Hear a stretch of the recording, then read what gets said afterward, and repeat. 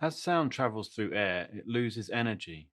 So far, we've imitated this effect by varying the volume of a sound over distance using the attenuation distance functions.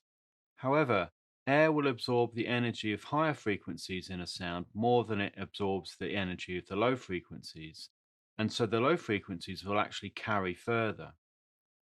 We can use the attenuation air absorption settings to imitate this dampening of high frequencies over distance. When you start using this, you'll suddenly find that everything starts feeling more realistic.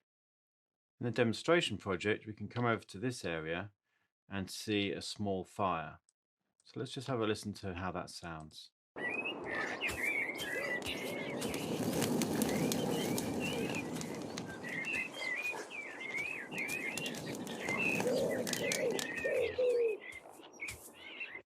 So this sound uses the attenuation air absorption and it uses the low pass filter options. These allow frequencies lower than the cutoff frequency to pass through, which is why it's called the low pass filter. Starting with a high value for the cutoff at the minimum distance, in this case 70, when we're right up against the fire, allows all the frequencies of the sound to pass through. And then as the listener moves away to this max distance range, in this case 800, we move down to this low pass cutoff frequency max. So that is the cutoff frequency when at the max distance range. And you can see that that's a lot lower. So this is going to imitate the absorption of those higher frequencies in air over distance. So let's solo this sound so we can hear it a bit more clearly.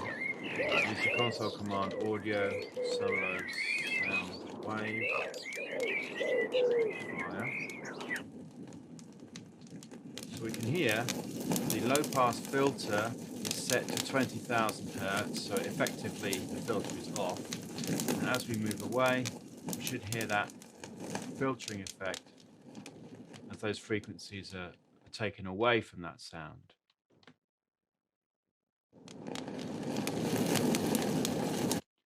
Now, changes in volume also affect how we perceive the frequency content of sounds, so sometimes it's good to audition this with the attenuation distance volume switched off. So enable volume attenuation, we'll switch that off, so we're no longer getting any change in volume, we're just going to hear the changes in frequency.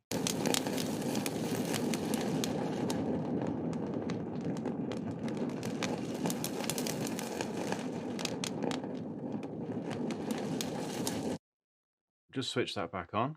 The air's absorption of higher frequencies can also depend on weather conditions.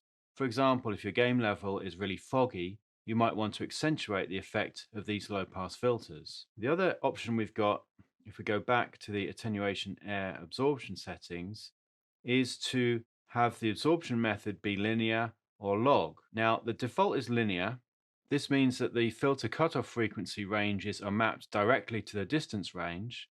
However, using a logarithmic scale, so checking this option here, will make the sound more perceptually linear. So unless you're after a very specific effect, then most of the time this option will sound better. Over in another part of the village, we have this large windmill. We want this to sound powerful when close to it, but we don't want the sound to totally dominate the center of the village. So for this, we're going to use the high pass filter. This is the filter that allows frequencies higher than the cutoff to pass through. Let's see what it sounds like without any high pass filtering applied. So I've turned off the audio solo sound waves so you can hear everything. So there's the windmill. That low rumbling sound does dominate the whole of the village a little bit too much.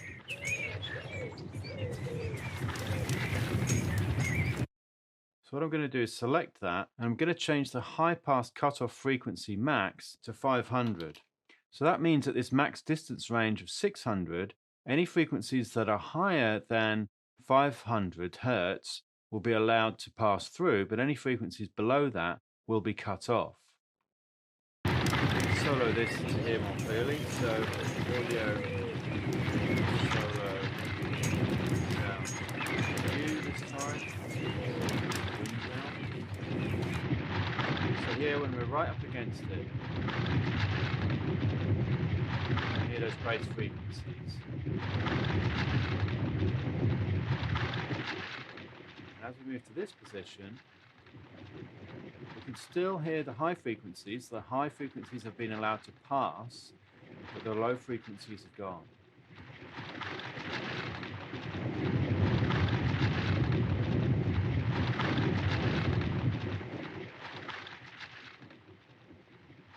So we get that powerful effect of the windmill when we're close to it, but then those sounds don't swamp the mix throughout the rest of the village. This is also a good example of an exception to the rule, which I was saying a moment ago, which is that log frequency scaling generally sounds better for filter over distance.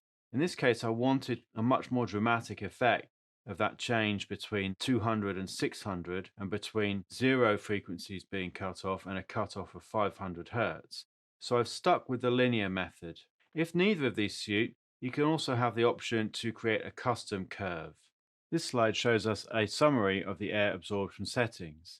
At the min distance range, close to the object, is where you set your low pass cutoff frequency min and your high pass cutoff frequency min.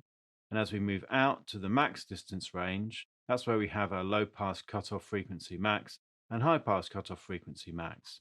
This is a typical use case.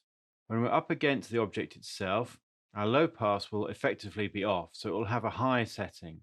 And as we come away from the object, we'll imitate that air absorption by applying the low pass filter. If you wanted to use the high pass filter, then again, you'd set its min value to whatever you wanted it to be at this min distance, and then it would map these values to reach the max distance settings at the max distance range. We've discussed why we might want to use the attenuation air absorption settings to change the frequencies of sound over distance. This could be really effective in creating a more believable audio world.